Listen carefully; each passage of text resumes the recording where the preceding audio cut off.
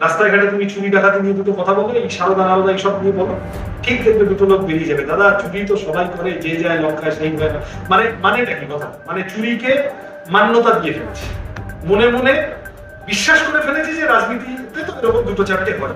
কি মনে করছো যে এই ভোটের আগে কি তাহলে আবার এই তৃণমূল বিজেপি দলবদল যে বিষয়টা, এটাকে আবার একটা প্রাধান্য দিতে চাইছে? দেখো ভাই, আমরা এই নিয়ে অনেক পরিষ্কার, আমরা প্রথম থেকে আমরা এই নিয়ে পরিষ্কার যে গোডাউন একটাই, শোরুম দুটো আলাদা। একই বাড়ির একতলা আর দোতলা, ফলত বাড়িটা একই। কেউ কখনো একতলায় যায় সবুজ জামা পরে, আবার কখনো দোতলায় উঠে যায় গেরুয়া জামা পরে, আবার কখনো দোতলায় গিয়ে মনে হলো আচ্ছা আজকে একতলায় যাই, তাহলে আবার এই যে কি সব ওই গান বেঁধেছিল রাজীব মুকুট সব্যসাচী হেনা তান এসব সব তো লটকে লট ধরে আবার তৃণমূলে ফেরত চলে গেল। এখন মুশকিল হচ্ছে যে এই আনাগোনার হিসাব রেখে কোনো লাভ নেই।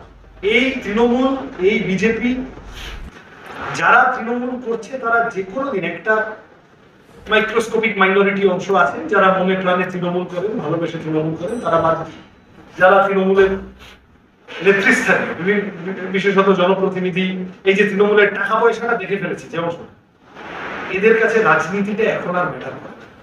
কোন আদর্শ, কোন দল, এরা গান্ধী এবং গডসে দুজনের থেকেই প্রায়োরিটাইজ করে টাকা।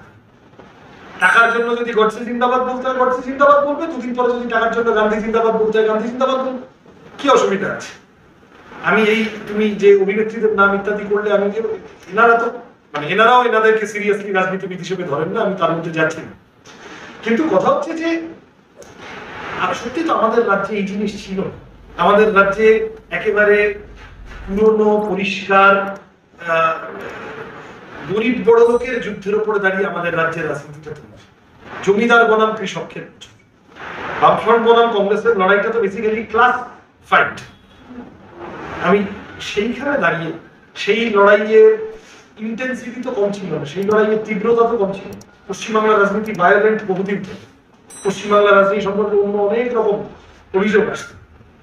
পশ্চিমবঙ্গের রাজনীতি সম্পর্কে দুটো অভিযোগ স্ট্রিক্টলি কোনোদিন করা যেত না, না বামফ্রন্টের নেতাদের সম্পর্কে করা যেত, না কংগ্রেসের নেতাদের সম্পর্কে করা যেত। এক হচ্ছে যে পশ্চিমবঙ্গের রাজনীতি লক স্টক এন্ড ব্যারেল দুর্নীতিগ্রস্ত। পশ্চিমবঙ্গের রাজনীতিবিদরা গোটা দেশ জুড়ে ক্যারি করত, কি বামপন্থী না কংগ্রেস দুর্নীতিগ্রস্ত বলা যায়।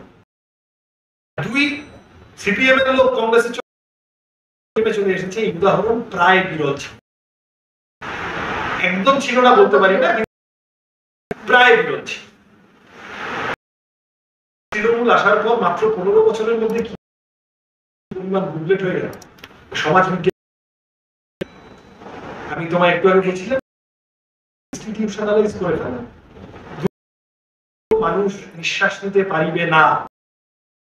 তুমি চুরি ডাকাতি নিয়ে দুটো কথা বলো, এই সারদা ঠিক দেখবে দুটো লোক বেরিয়ে যাবে। দাদা চুরি তো সেই হয় না। মানেটা কি কথা? মানে মান্যতা দিয়ে ফেলেছে, মনে মনে যে রাজনীতিতে তো এরকম দুটো চারটে হয়।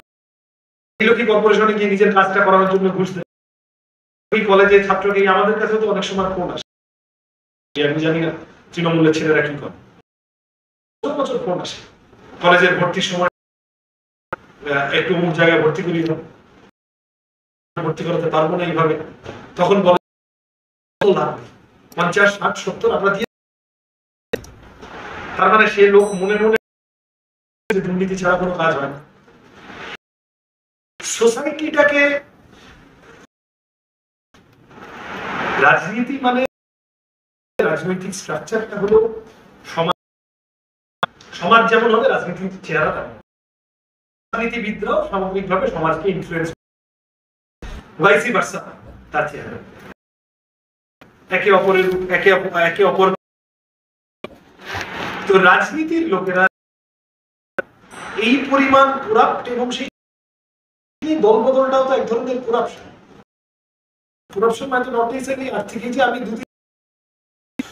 তৃণমূল হলো কংগ্রেসের একটি অংশ, তারা হচ্ছে ওইসব জাতীয়তাবাদী হেনা তারা এইসব বলে আসে। তৃণমূল তথাকথিত সাম্প্রদায়িকতার উল্টো দিকে দাঁড়িয়ে অন্তত প্রকাশ্যে বলে। ভিতরে ভিতরে তৃণমূলই বিজেপিকে ডেকে এনেছে, তৃণমূলই প্রকাশ্যে বিজেপির সাথে জোট করেছে, তৃণমূল যত রকম সাম্প্রদায়িক এক্সারসাইজ সব করেছে সব ধর্মের মানুষকে নাচানোর জন্য, এগুলো আমরা সব বুঝি। এই তৃণমূলে একটা লোক যতদিন থাকছে অন্তত চক্ষু লজ্জার খাতিরে তো সে এই আরএসএস এর বিজেপির দাঙ্গাবাজির বিরোধিতা করবে। সেই লোক দুদিন পর একেবারে 180 ডিগ্রি ডিগবাজি খেয়ে চলে গেল, আমরা পারবো না।